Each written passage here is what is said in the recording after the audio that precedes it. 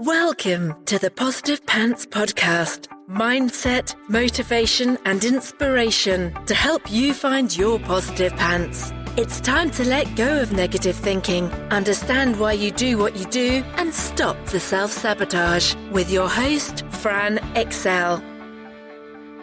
Welcome to the show. As always, it's Fran Excel, your resident subconscious success mentor, helping you find your very own pair of positive pants so you can get out of your own way and live a life that you love. If you want to stop sabotaging your own success and let go of the stress, then you are in the right place, my friend. Make sure you download your free Stressed to Success guided meditation at bit.ly/stressed to success as my little gift to you for being here. Please do subscribe, share, review. It really, really helps people that need to hear this message find us, and I so appreciate it. In the show notes, you will also find details of how you can work with me and where you can get your mitts on my meditations, products, and printables.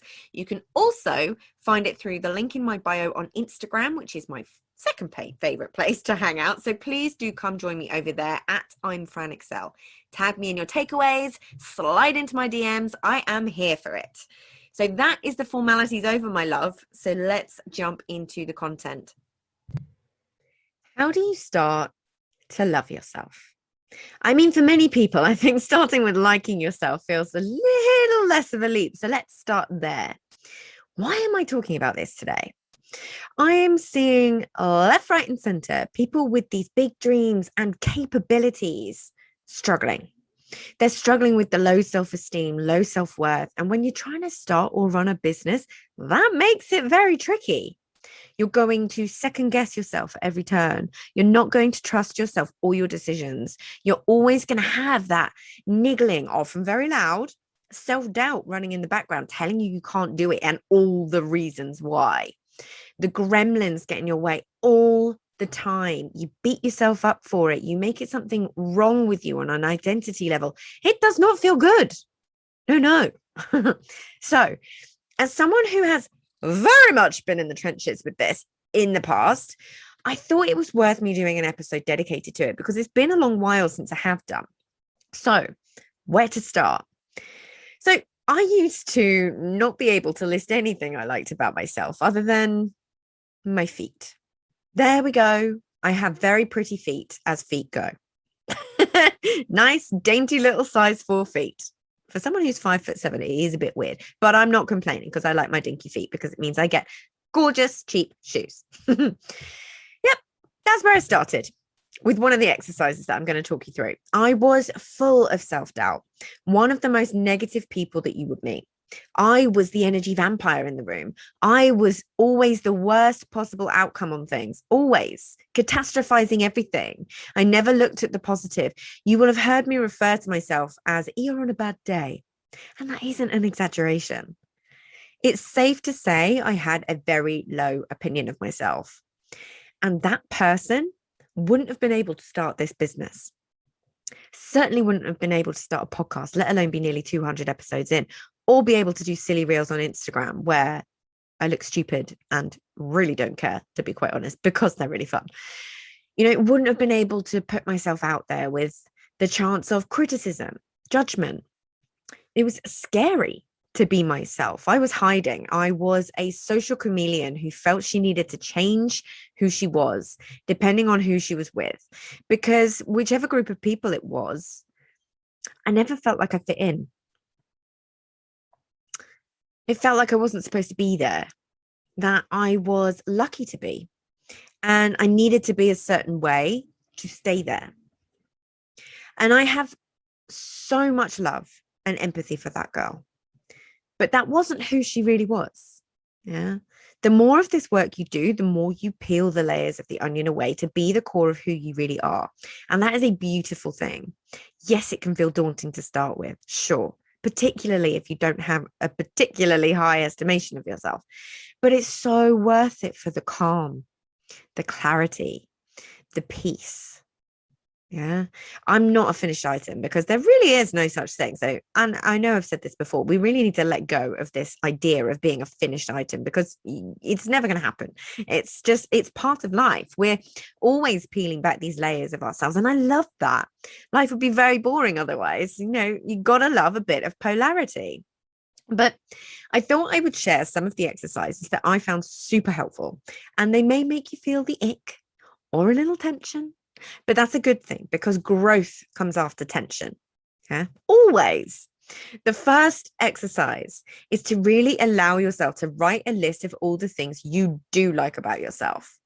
When you've practiced and rehearsed the opposite for a long time, it can feel tricky at first, but that list really does start to grow.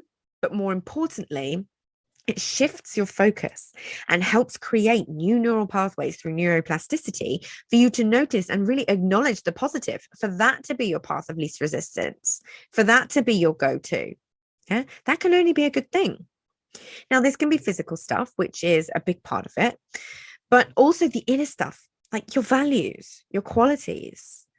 Allow yourself to list them. I'm giving you full permission right now, not that you need it, but your unconscious might. Because, see, so many of us were raised to believe that saying good things about ourselves was bad. It meant you were arrogant and therefore not a good person, or something along those lines. Don't show off. Don't talk about your accomplishment. Don't be conceited. It's literally used as an insult.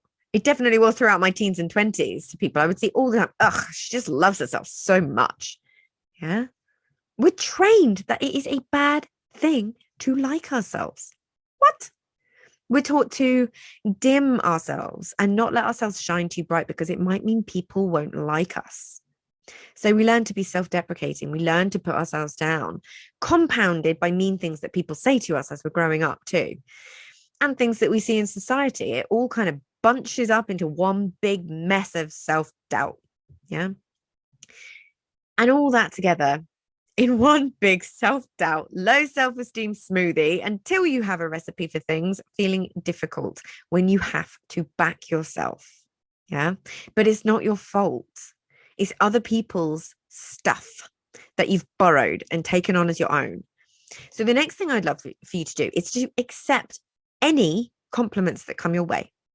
If you have a tendency to bat them away or return the compliment straight away, stop. Let the person giving you the compliment feel good for giving you the compliment and making you feel good. Yeah. And if you're feeling brave, choose 3 close friends who you trust and ask them why they love you or why they're friends with you. Say you're doing a challenge if that makes it easier, but what do they value about having you in their lives? What do they think your strengths are? It's such a powerful thing to know. It's starting to give your brain evidence to the contrary of what you've been telling yourself for years.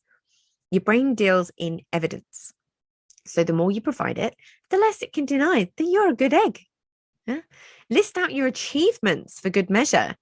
Lastly, a little something that I always try to do that forms part of my journaling for the non-dear diary type method and will be in the Positive Pants Plan too when that comes out, is nice things I did for people today and how many people I made smile. It's like it's my mission to do kind or thoughtful things for other people. And I mean a double whammy, because it makes me feel good, of course. This isn't all sweetness and light, but that's half the point, right?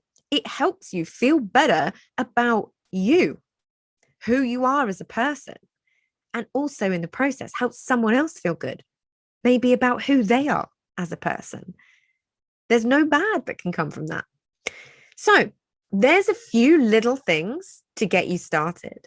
And just remember, when you're having a wobbly day, if I can heal, so can you. No doubt in my mind.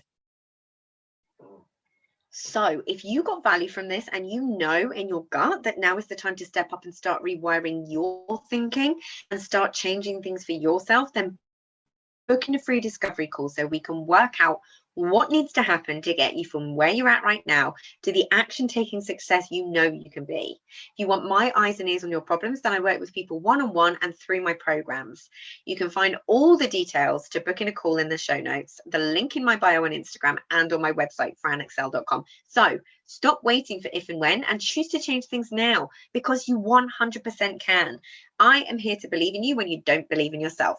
And as always, I hope you found this helpful, and I will see you next week. Bye.